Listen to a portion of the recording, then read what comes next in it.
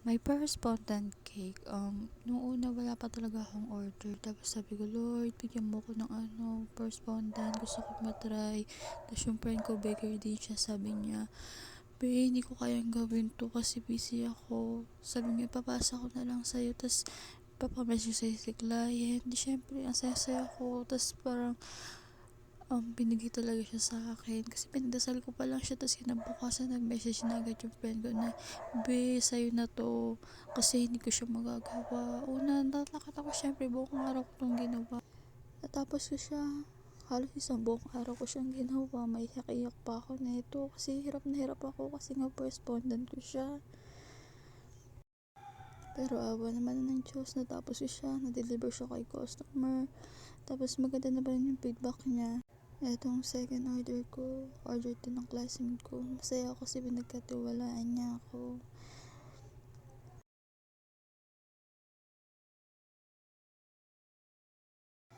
Etong third fondant ko, order din ng pinsan ko. Masaya ako kasi sinusuportahan nila yung maliit na business ko. Nag-uumpisa pa lang ako, nasasanay pa lang ako, pero pinagkatiwalaan niya na kagad ako sa order na to.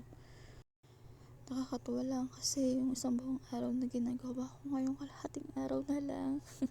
Ako naabot ng umaga hanggang nag-i-improve na yung cake ko, yung fondant ko. Naglalakas loob ako kasi mahirap pero masaya siyang gawin. Nakaka-excite.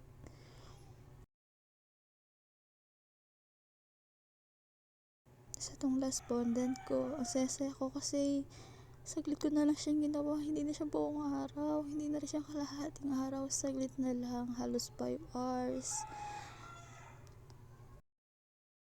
Bilang ng tiwala sa sarili. Ganun. Nag-uumpisa sa mahirap, sa pangit. Pero gaganda din siya. Hindi pa siya ganun kaganda. Pero at least kahit pa paano nag-i-improve na siya. Kaya hanggat kaya magtiwala sa sarili. Nagpapasalamat ako sa lahat ng sumusuporta sa small na business ko.